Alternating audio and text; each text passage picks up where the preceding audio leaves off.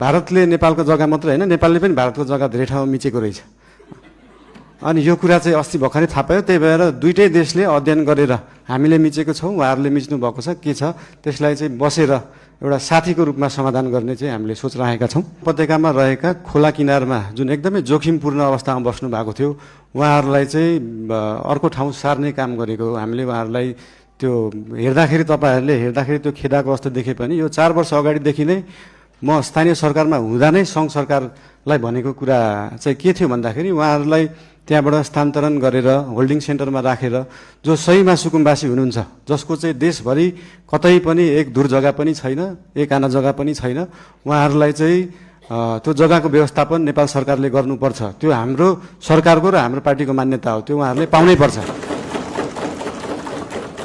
तर काठमाडौँ उपत्यकामा बसेकालाई किन एकदम प्रायोरिटी दिएर हटाइयो भन्दाखेरि विगतका धेरै वर्षहरूमा बाढी आउँदाखेरि उहाँहरूको घर डुबानमा पर्ने र उहाँहरूको स्वास्थ्य अवस्था पनि एकदमै नाजुक थियो। उहाँहरूको स्यानिटरी अवस्था, उहाँहरूको त्यो वासरुम टोइलेटको व्यवस्था त्यसको निकासा सिधै खोलामा थियो र उहाँहरूबाटै निस्केको त्यो फोहोरको दुर्गन्धले फेरि उहाँहरू नै बिरामी परिराख्नु भएको थियो।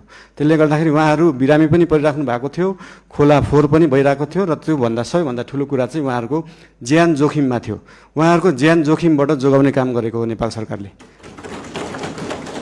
र जहाँसम्म उहाँहरूलाई जग्गा व्यवस्थापन गर्ने कुरा छ त्यसको निम्ति भूमि सम्बन्धी हाम्रो समिति पनि बनिसकेको छ। हाम्रो मन्त्रालयले काम गरिरहेको छ, 2-3 मन्त्रालयले यो विषयमा काम गरिरहेको छ। अस्ति अर्थमन्त्रीज्यूले पनि यही आर्थिक वर्षभित्र हामी यो गर्छौँ भन्नुभएको छ।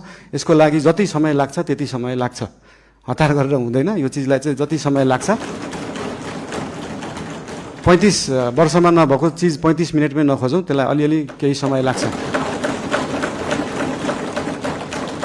र लिपुलेक लिम्पियाधुराको बारेमा उहाँले सोध्नुभयो, अघि पनि भनिसके। यो चाहिँ डिप्लोमेटिक रूपमा टेबल टक, तपाईँहरूलाई एउटा कुरा अचम्म लाग्छ होला, मैले पनि अस्ति प्रधानमन्त्री भएपछि नै थाहा पाएँ भारतले नेपालको जग्गा मात्र हैन नेपालले पनि भारतको जग्गा धेरै ठाउँमा मिचेको रहेछ। अनि यो कुरा चाहिँ अस्ति भर्खरै थाहा पायो। त्यही भएर दुईटै देशले अध्ययन गरेर हामीले मिचेको छौँ, उहाँहरूले मिच्नु भएको छ के छ त्यसलाई चाहिँ बसेर एउटा साथीको रूपमा समाधान गर्ने चाहिँ हामीले सोच राखेका छौँ। धन्यवाद।